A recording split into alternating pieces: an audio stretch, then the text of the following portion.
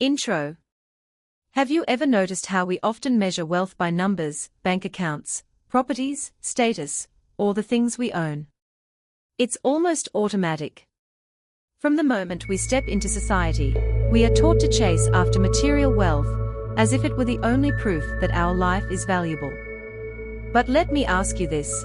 Have you ever met someone who didn't own much, yet their presence alone made you feel at peace, loved, and deeply cared for? And on the other hand, have you met someone who had everything on the outside, yet inside carried only loneliness, anxiety, and emptiness? This is where the paradox begins. Real wealth is not what you can count, but what you can feel. There exists a kind of treasure that few of us are trained to notice, a treasure that doesn't depend on money, possessions, or social status. It is the wealth of the heart, a richness that is cultivated and nourished through meaningful, loving, and harmonious relationships. The Buddha taught that happiness does not arise in isolation. It blooms in connection. Just as a tree cannot stand tall without its roots deep in the earth, we too cannot thrive without the support and nourishment of others. True happiness is not only about what we carry within ourselves, but also about how we open our hearts to others, how we connect, how we give, how we receive. Think about it for a moment. What truly stays with you at the end of the day? Is it the extra dollar in your pocket? Or is it the friend who listened when you were in pain? Is it the title on your business card? Or is it the embrace of a family member who loves you unconditionally? Wealth that comes from material gain fades, but the wealth of compassion, gratitude, and kindness continues to grow the more we share it. And this kind of inner wealth doesn't require us to abandon the world or live without resources. Instead, it invites us to look deeper, to see that money can buy comfort, but it cannot buy peace. Status can earn recognition, but it cannot earn genuine love. What sustains us in the storms of life are the bonds we build, the trust of a true friend, the forgiveness that heals a broken relationship, the gratitude that softens a hardened heart. So here's the question worth holding close. What kind of wealth are you really building? Is it the kind that fills your bank account, but leaves your spirit in debt? Or is it the kind that fills your soul and quietly uplifts everyone around you? As we explore this journey together, I invite you to open your heart. Let us walk through 10 gateways of wisdom, each one revealing how our relationships, whether with friends, family, partners, or even strangers, can become the soil in which true inner wealth blossoms. You'll discover that you already hold more treasure than you realize, waiting to be uncovered in the everyday connections you often take for granted. So, let's begin. 10 doors, 10 teachings, and one timeless truth. Real wealth is not something you store in a vault, but something you cultivate in your heart, and in the hearts of those around you. Part 1. True friendship, the foundation of inner peace. They say a true friend is worth more than 100 treasures. And if you pause for a moment, you'll realize how deeply true that is. Think back on your own life. How many times has a friend's presence made the difference between despair and hope, between giving up and holding on? In a world where we are constantly chasing success, recognition, and material wealth, we often overlook the quiet, unshakable richness that comes from genuine friendship. A true friend is not someone who flatters you when life is smooth, but someone who stands beside you when the storm arrives. They don't compete with you, they don't calculate what they will gain from you. Instead, they offer trust, honesty, and a kind of companionship that nourishes the soul. The Buddha once said that good friends, good companions, good associates, this is the whole of the holy life. Why? Because friendship is not just about comfort or company. It is a mirror. A true friend reflects back to you your best self, and sometimes, your hidden flaws as well. They encourage you when you lose faith, and they gently call you back when you wander off the path. Without these connections, the journey of life can feel unbearably heavy. But with even one sincere friend, the path becomes lighter, warmer, and more meaningful. Let's be honest, friendship in today's world can feel fragile. Social media connections are plentiful, but genuine bonds are rare. We may have hundreds of contacts, yet still feel alone. That is because real friendship requires something deeper: trust without agenda, listening without judgment, and care without expectation. Have you experienced that? The kind of conversation where hours pass unnoticed, where silence itself feels safe, where you can show your rawest fears without shame. That is the kind of friendship that anchors the heart. I remember meeting someone years ago, during a very low point in my life. I wasn't looking for advice, and I wasn't looking for solutions. What I found in that friend was something far more valuable: someone who simply stayed. They listened, they didn't rush to fix me, they didn't judge. Their quiet presence was enough to remind me that I wasn't alone. That moment taught me more about friendship than any book or lecture ever could, that the gift of being truly seen and accepted is one of the rarest treasures a human being can offer. Ask yourself this: do you have at least one person who holds that role in your life? And perhaps more importantly, are you that person for someone else? Because true friendship is not a one-way street. It is a mutual exchange of trust and care, a sacred bond where both hearts are nourished. Here lies the wisdom: material wealth can be stolen, lost, or fade with time, but the wealth of true friendship only grows. When you nurture these bonds, when you invest your time, your presence, and your sincerity, you are building a treasure that no market can measure. And in times of difficulty, this treasure reveals itself as peace, resilience, and comfort beyond price. So hold on to the friends who inspire trust, who uplift you without envy, who stay even when life gets messy. Cherish them, because in truth, they are not just companions on your path, they are the very foundation of your inner peace. Part 2: Love that nourishes, not possesses. They say true love does not imprison, it sets you free. Yet if we look closely at the way many of us approach love, we'll see how often it gets tangled in attachment, fear, and control. We mistake possession for intimacy, and we confuse clinging with care. But deep down, we all know love cannot survive in a cage. It only flourishes in freedom. Think of the times you've witnessed love at its most beautiful. It wasn't about someone keeping another under lock and key. It wasn't about jealousy or control. It was in the moments of encouragement, where one person believed in the other's dreams. It was in the quiet support during difficult times, or in the gentle way two people give space for each other to grow. That is the essence of nourishing love, a love rooted in wisdom and compassion. The Buddha taught that love without understanding is not true love. Understanding is the soil that allows love to bloom. Without it, love becomes fragile and eventually withers. When we try to own another person, we are not loving them, we are trying to secure our own fears. Possessiveness is often disguised as passion, but in truth, it is fear of loss. And fear cannot coexist with genuine love. Have you ever noticed how a flower blooms more beautifully when it is cared for gently, not when it is grasped too tightly? A relationship is much the same. When we water it with kindness, respect, and understanding, it grows strong and resilient. But when we clutch at it, demanding it stay exactly as we want, we suffocate it. I've seen couples who embody this lesson. One partner pursues a passion, whether it's art, a career, or spiritual practice, and the other doesn't try to hold them back out of insecurity. Instead, they stand beside them, encouraging them, celebrating their growth. In return, the love between them becomes stronger, deeper, and freer. That kind of bond doesn't shrink either person, it expands them both. So let me ask you, in your relationships, do you tend to hold too tightly, or do you allow space for both of you to breathe? It's not an easy question. Many of us, when we love, feel the instinct to protect, to keep close, to hold on. But real love trusts. Real love has the courage to let the other person be fully themselves. Here's the paradox: the more we try to control someone, the more they slip away. But the more freedom we give, the more deeply love takes root.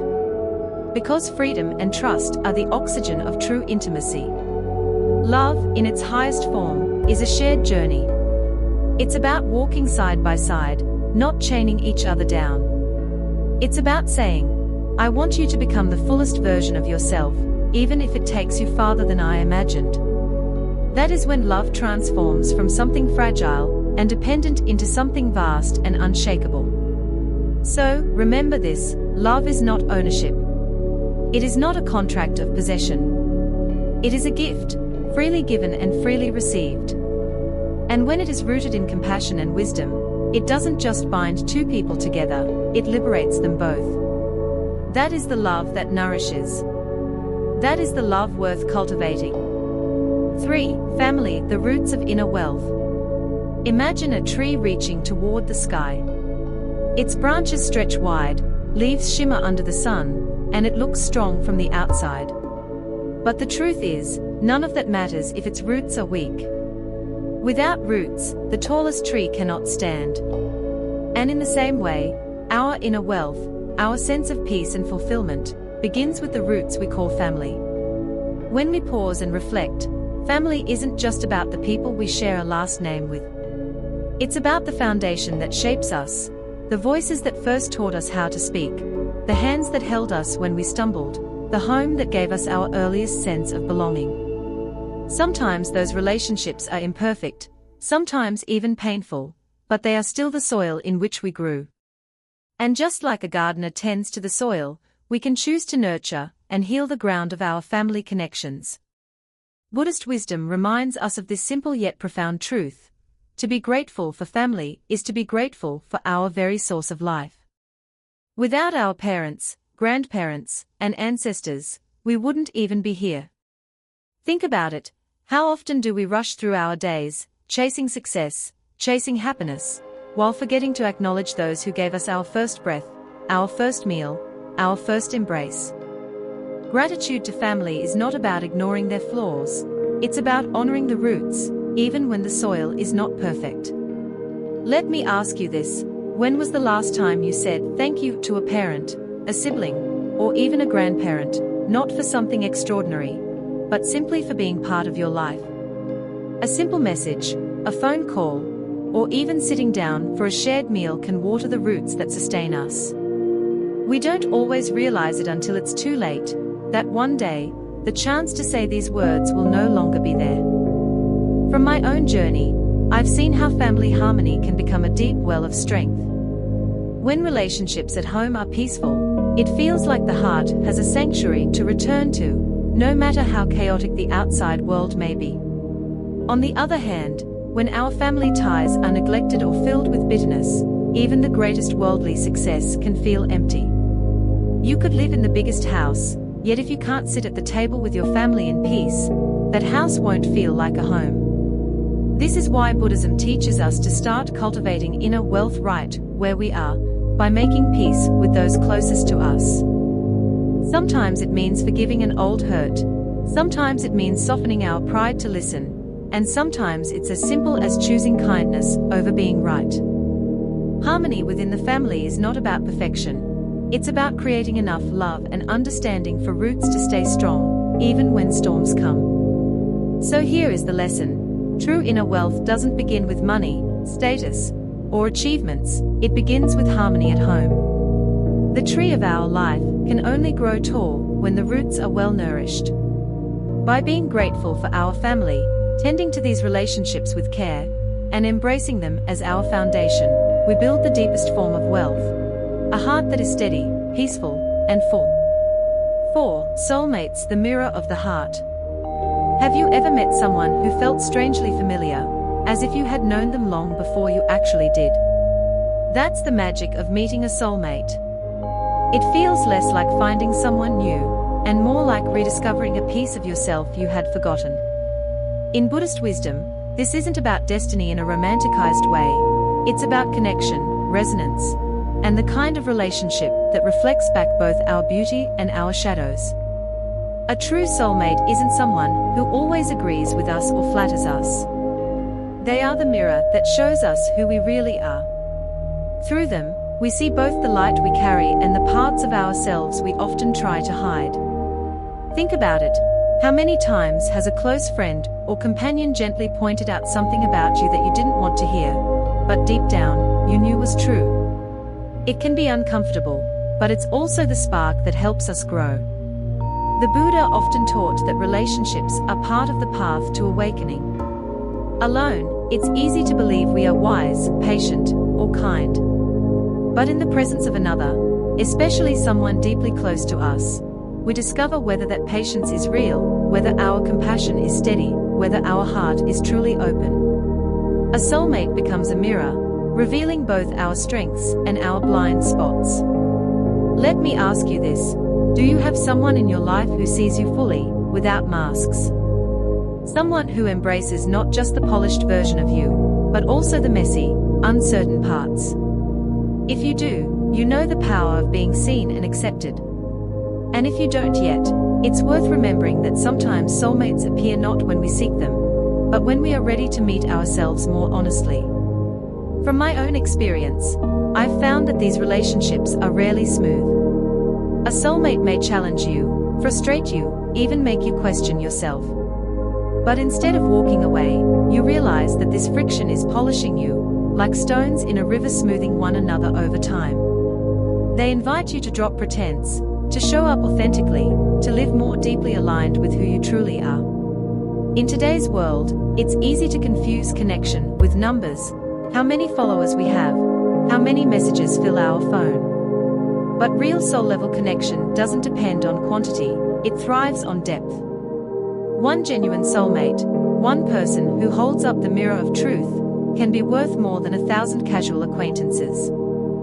And here's the lesson: a soulmate isn't here to complete you, they are here to remind you that you were already whole. They don't walk the path for you, but they walk beside you, shining light on the way.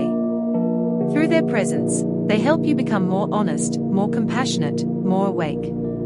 So the next time you feel the gift of meeting such a person, treasure it. Recognize them not as an accident, but as a mirror placed in your life for a reason. For in their reflection, you may discover the courage to live more truthfully, more deeply, and more beautifully. Because in the end, a soulmate is not just another person. They are a living mirror, reminding us of who we really are, and who we are capable of becoming. 5. Listening, the language of love. Have you ever noticed how rare it is to feel truly heard? In a world where everyone is rushing to speak, to reply, to give advice, a genuine listener feels like a miracle. The Buddha once said that deep listening is a form of generosity, a way of offering our presence. And when we think about it, isn't that what most people really long for? Not solutions, not judgment, just a space where their voice can breathe freely. A listening ear is not just an organ of sound, it's the wings of understanding. When we listen without interrupting, without rehearsing our response in our head, we give the other person a gift far more valuable than words. We give them the feeling of being seen, accepted, and safe. And in that safety, healing begins. Think about the last time someone really listened to you. Maybe you were sharing a worry, or opening up about something vulnerable. How did it feel? Probably lighter, freer, as if the weight you were carrying wasn't yours alone anymore. That's the silent power of listening. It doesn't erase the problem, but it reminds us we are not alone in it. In Buddhist practice, listening is considered a profound act of compassion. It's not just about the ears, it's about the heart. We listen not to correct or to fix, but to understand. And that understanding is often enough to dissolve anger, to soften pain, to rebuild bridges that seemed broken.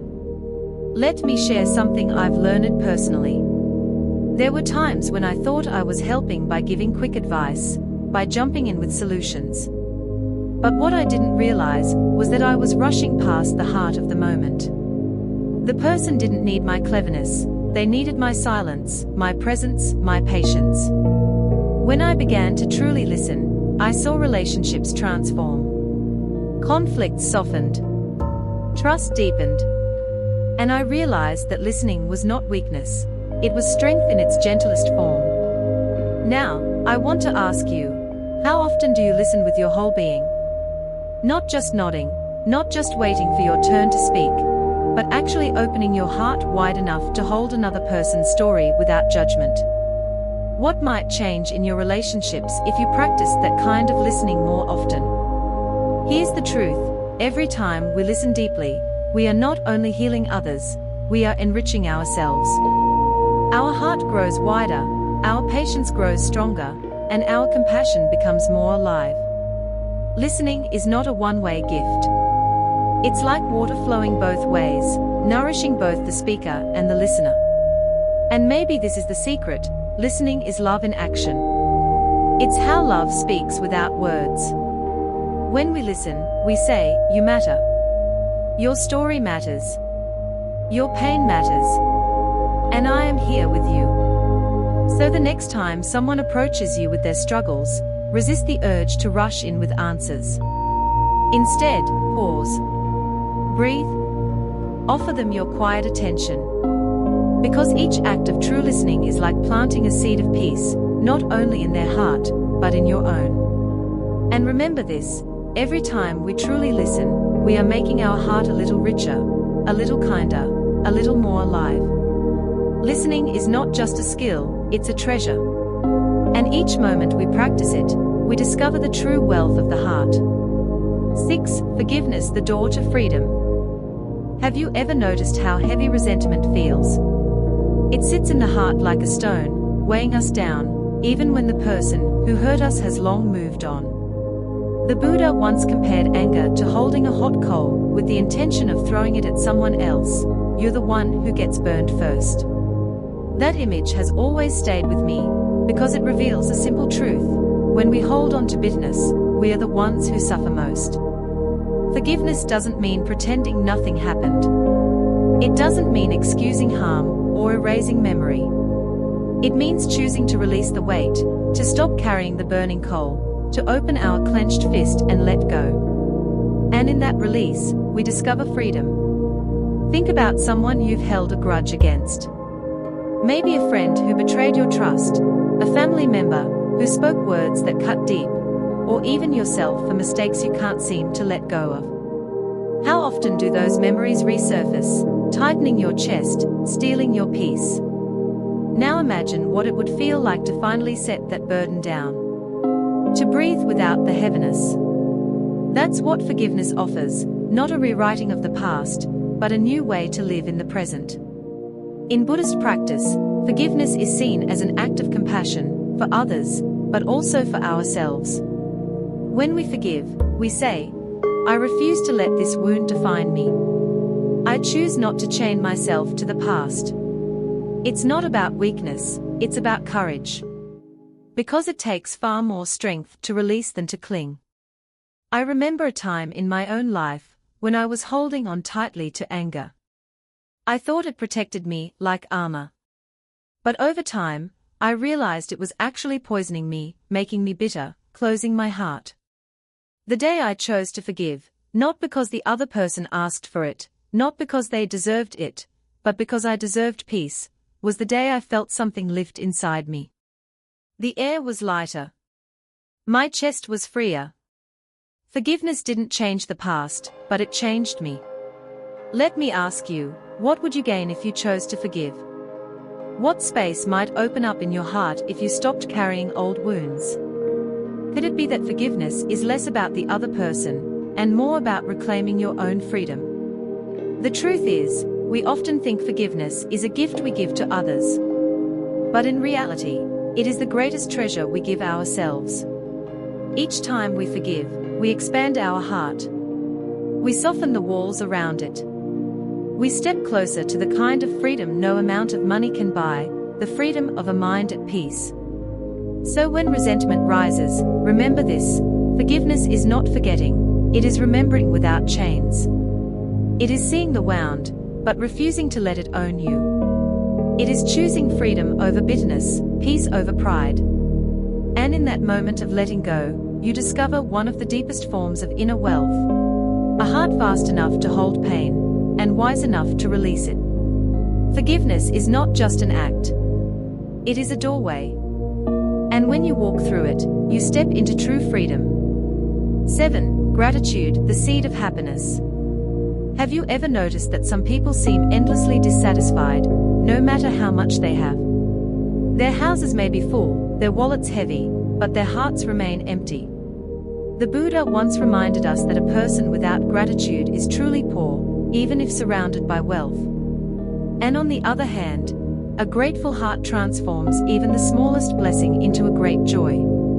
Gratitude is like a seed. When planted in the soil of our daily life, it blossoms into peace, contentment, and happiness. Without it, life feels like a desert, dry, restless, always searching for more. But with gratitude, even a glass of water can taste like nectar, even a moment of silence can feel like a treasure. Think about your own life. How often do you pause to notice the small gifts? The morning light spilling through the window. A kind word from a friend. The breath rising and falling in your chest without you having to ask for it. Each of these is a miracle, but we rush past them, chasing something greater. What if the greatness was already here, quietly waiting for us to notice? Science today even supports this ancient teaching. Studies show that people who practice gratitude regularly sleep better, have stronger relationships, and experience more joy in daily life. Gratitude doesn't require us to change our circumstances, it changes the way we see them. A grateful heart turns not enough into abundance, and ordinary into extraordinary. I'll share a personal reflection. There were times when I focused only on what was missing. I told myself I'd be happier once I achieved that goal, once I owned that thing, once life finally gave me what I thought I deserved. But each time I reached the milestone, the happiness faded quickly, and I was off chasing the next. It wasn't until I slowed down and began noticing what was already present, my health, the people I loved, the chance to simply wake up to a new day, that I realized I had been standing in the middle of treasure all along. So let me ask you, what would happen if, instead of waiting for life to give you more, you started recognizing the wealth already in your hands? How different would your mornings feel if your first thought was, "Thank you. I have another day to live." Gratitude is not about ignoring pain or pretending everything is perfect. It's about widening our vision so that struggle doesn't erase the blessings that still remain. Even in hardship, there is often something to be thankful for: the lesson we are learning, the resilience we are building, the people who stand beside us. Gratitude allows us to carry pain with softness instead of bitterness. And here is the beautiful paradox: the more we give thanks, the more we discover to be thankful for. Gratitude multiplies itself. It fills the heart until there is no room left for envy, resentment, or despair. So remember this: a person who lives with gratitude will never be poor in spirit. No matter how little or how much they have, their heart overflows with abundance. Gratitude is the seed of happiness, and when we water it daily, it grows into a life that is rich, meaningful, and free. Giving the path to infinite wealth. Have you ever noticed how some of the wealthiest people you've met aren't those with the biggest bank accounts, but those with the warmest hearts? There's a paradox in life: the more we give, the more we truly receive. It might sound contradictory. After all, if you're giving something away, aren't you losing it? But the wisdom of the Buddha reminds us, generosity doesn't deplete us, it expands us. Giving is not subtraction. It is multiplication. Think back to a time when you gave something, not money, not a grand gift, but something simple. Maybe you offered a smile to a stranger who looked weary, or you listened to a friend without checking your phone. Do you remember that feeling that arose within you? A lightness, a sense of warmth, a quiet joy. That is the beginning of inner wealth. It's not measured in dollars, but in the ripples of kindness you set in motion. Buddhist teachings call this DNA, or generosity. It is considered the first perfection, the foundation of all spiritual wealth. Why? Because giving loosens the grip of selfishness. It softens the hard edges of our ego. When we cling tightly, whether to possessions, to status, or even to being right, we shrink. But when we open our hands, when we let go, we expand. Our life becomes spacious. Our heart becomes vast. Now, Here's something worth reflecting on. How often do we equate giving only with material wealth? Yes, donating money, offering food, or sharing resources are powerful acts. But giving goes far beyond that. You can give your time to someone who feels invisible. You can give patience to a child who is learning. You can give forgiveness to someone who has wronged you. You can even give presents, to simply be with someone fully, without distraction. These are gifts that no price tag can measure, yet they enrich both giver and receiver in ways money never could. Let me ask you this: if your life ended tomorrow, what would you rather be remembered for? The things you kept, or the lives you touched through your generosity? That's the legacy of giving. It outlives us. The food you share today may be eaten, but the kindness behind it can live forever in someone's memory.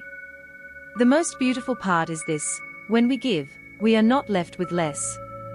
Instead, our inner treasure grows. Compassion deepens. Gratitude flows more easily. Our relationships strengthen. And we begin to realize that wealth is not a number on a screen, but the ability to uplift others with whatever we have to offer. That is why giving is called the path to infinite wealth. Because unlike money, which can run out, the heart's capacity to give is boundless. So, here's the lesson to carry with you: don't wait until you have enough to start giving. Enough is an illusion. Start where you are, with what you have. Offer your kindness, your patience, your love. When you give from a heart that expects nothing in return, you are already rich.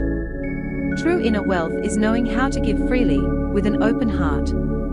And that wealth, unlike gold or silver, will never fade. Letting go of anger, holding on to love. Have you ever felt how quickly anger can take over? It's like a spark catching dry grass. One moment you're calm, and the next, you're engulfed in flames. Anger burns hot, but it also burns fast, and in the process, it consumes our peace, our joy, and sometimes even the very relationships we hold most dear. The Buddha compared anger to a fire. It destroys first the vessel that holds it. In other words, when we carry anger, it is we who suffer first. Think of the last time you were truly angry. How did it feel in your body? Maybe your chest tightened, your breathing grew shallow, your thoughts raced. In that moment, anger wasn't just in your mind, it was flooding your whole being. Now ask yourself, did holding onto that anger make the situation better? Or did it leave behind ashes, regret, distance, maybe even guilt? Buddhist wisdom teaches us that anger is not something to be feared or denied, but something to be understood. Beneath every burst of anger lies hurt, fear, or unmet needs. When we pause and look deeper, we begin to see that anger is often just love in disguise, love that feels threatened, love that has been wounded. Recognizing this can change everything. Imagine this: you're in a heated argument with someone you care about. Instead of fanning the flames, what if you stopped, took a breath, and asked yourself, what am I really protecting here?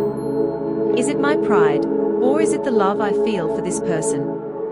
That small shift in perspective turns anger into an invitation to heal rather than to harm. I once heard a teacher say, anger is like holding a hot coal with the intention of throwing it at someone else. You are the one who gets burned first. Isn't that true? Every second we cling to resentment, we are hurting ourselves more than anyone else. But when we let it go, even just a little, the heaviness lifts. Our heart feels lighter. Space opens for compassion, for understanding, for love to flow again. Letting go of anger doesn't mean ignoring injustice or pretending everything is fine. It means choosing not to let anger control us. It means responding with clarity instead of reacting with fire. Sometimes the most powerful act of strength is not shouting back, but breathing deeply. Not slamming the door, but softening our tone. Not feeding the fire, but gently letting it die out. So here's a reflection for you. The next time anger rises, ask yourself, do I want to hold on to this flame, or do I want to hold on to love? Because the truth is, we can't carry both at the same time. When our hands are clenched around anger, they are too full to hold compassion. But when we release it, suddenly we have space to embrace kindness, patience, and connection.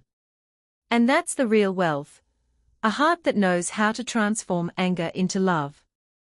Because the person who masters their anger doesn't just protect their peace, they also protect every relationship, every bond, every moment of joy in their life. So remember this: anger burns, but love heals. And the richest person is not the one who wins every argument, but the one who knows how to let go of anger and keep love alive. Living for others, the wealth that spreads. There's a beautiful saying: the light of one candle is never diminished when it lights another. Think about that for a moment. When you use your flame to light someone else's candle, you don't lose anything. In fact, the world becomes brighter, warmer, and more alive. That's the hidden truth of living for others. Our joy multiplies when it is shared. We often grow up believing wealth is about accumulation: more money, more possessions, more recognition. But Buddhist wisdom reminds us of another kind of wealth, the wealth of the heart. And this inner wealth doesn't shrink when we give it away. When you live with kindness, generosity, and a genuine concern for others, you're not poorer for it. On the contrary, your inner life becomes richer, more expansive, and deeply fulfilling. Let me ask you, can you remember a time when you helped someone, not because you had to, but because you wanted to?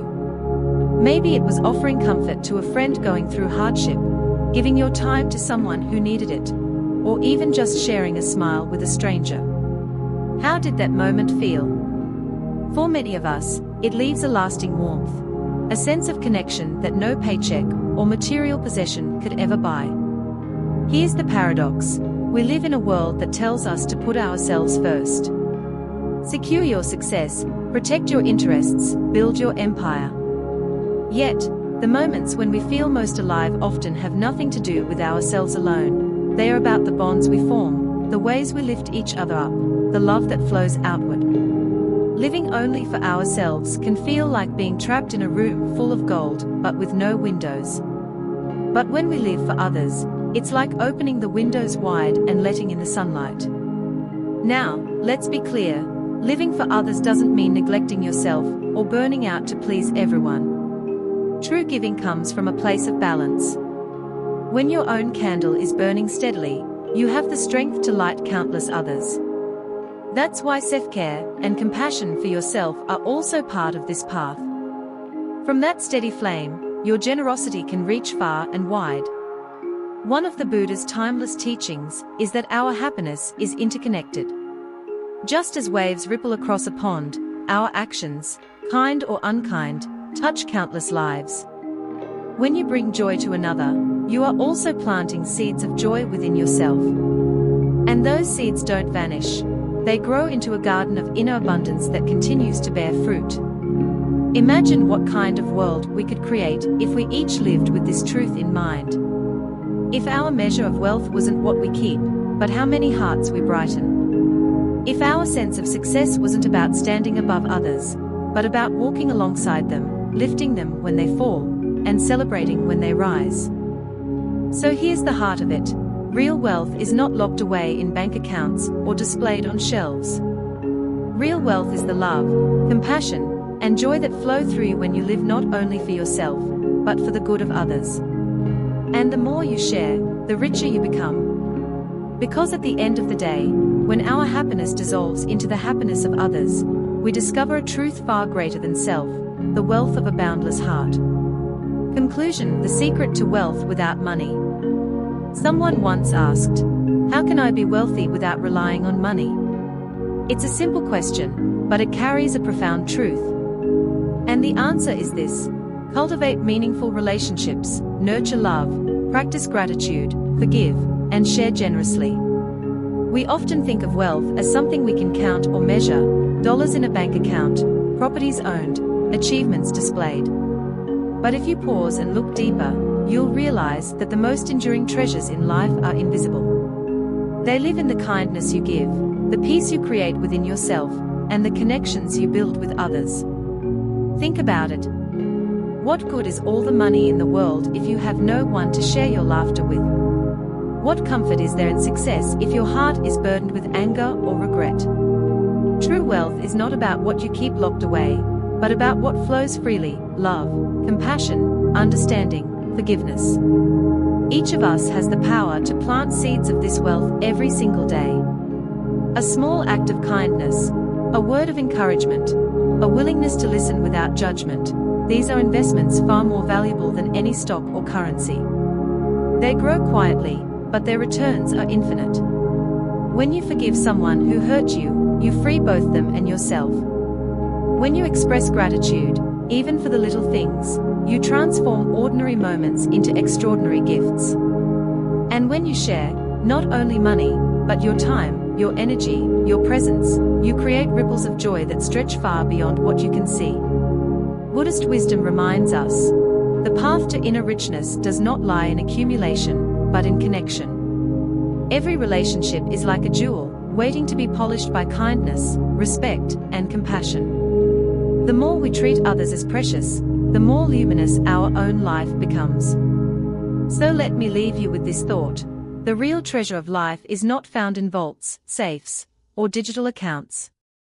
It's found in the warmth of a family meal, in the trust between true friends, in the healing power of forgiveness, and in the peace that comes from living with an open heart. If you want to be rich without money, then live with compassion and wisdom.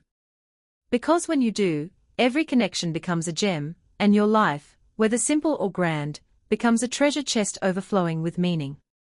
That is the secret of true wealth, not in holding, but in giving. Not in isolation, but in connection. Not in the things we own, but in the love we share.